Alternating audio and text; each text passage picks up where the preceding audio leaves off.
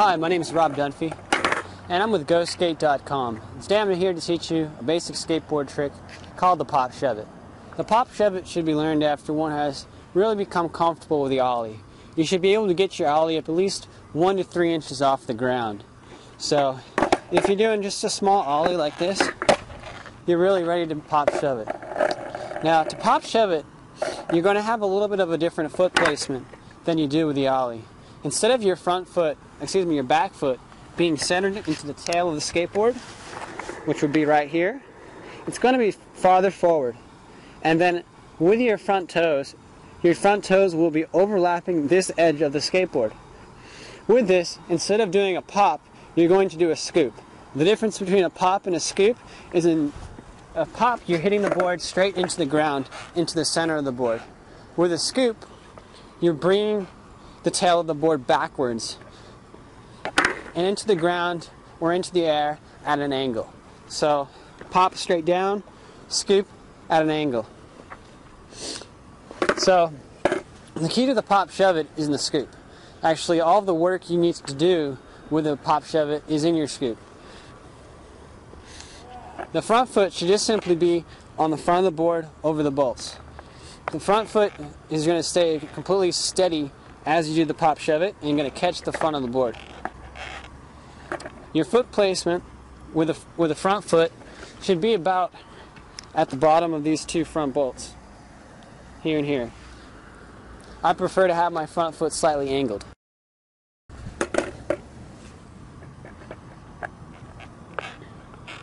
Place your back foot on the tail of the board with your toes slightly over the end. Before you begin to do your scoop, you want to bend your knees down. Keep your body outward.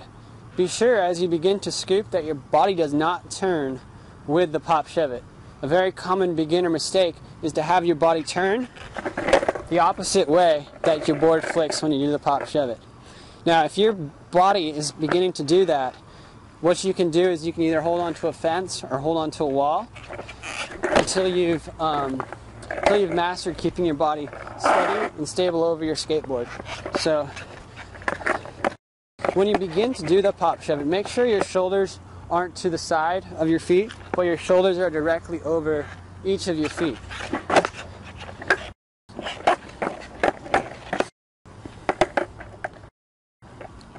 So again, get your feet in the proper foot placement. Front foot over the back, 2 front bolts, and your other foot on the tail of the board with your toes just slightly over the edge. Bend your knees down, keeping your shoulders directly over your 2 feet. Make sure your shoulders are level and not crouched down on either side.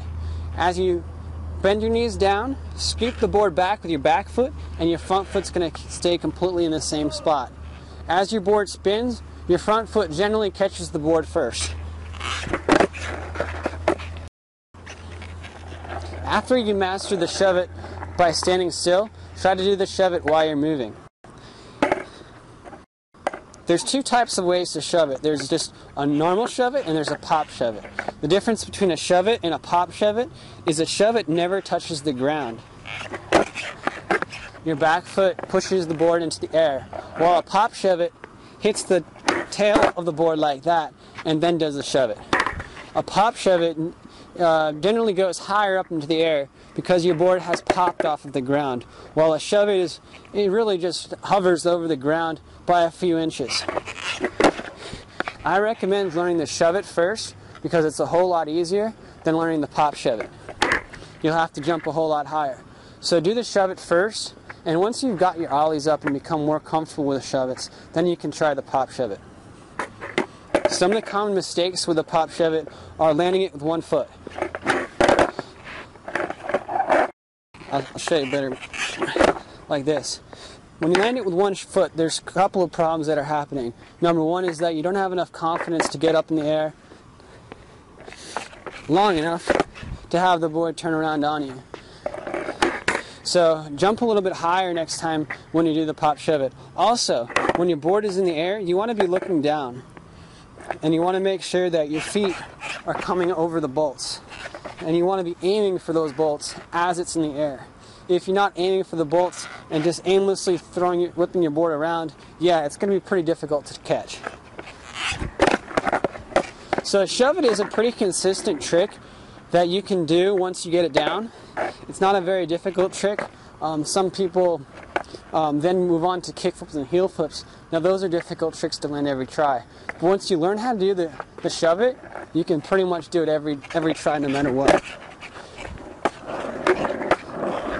Once you learn to shove it on flat, you can do it off of curbs, over stairs, over gaps, and you can do it fakie. And you can also add it into combinations like fakie big spins and nollie pop shove it's. I'll show you a nollie shove it.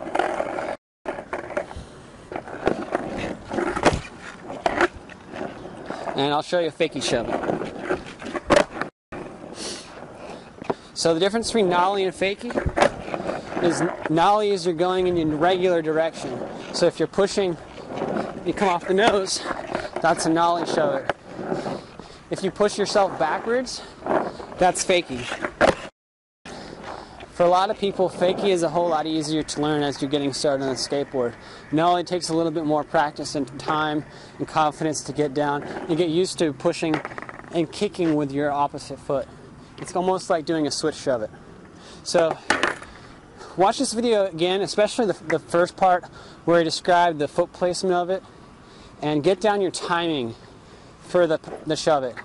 Really, the key to the shove it is to keep in mind is to not rotate your shoulders. Keep your shoulders over your feet at all times, and find something off in the distance to keep your body facing to you, and don't let your body rotate as the board rotates. My name's Rob. I'm from GOSKATE.com. If you have any other questions with the ollie, feel free to give us a call at 800-403-2405. Have a great day.